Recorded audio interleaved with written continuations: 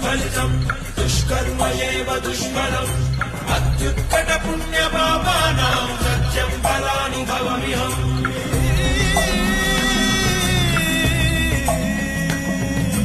ఈ చోటి కర్మ ఈ చోటే, ఈనాటి కర్మ మరునాడే, అనుభవించి తీరాలంటే ఈ సృష్టి నియమం ఇదే. ఎన్ని కన్నీళ్ళ ఉసురిది వెంటాడుతున్నది నీడల్లే కర్మ.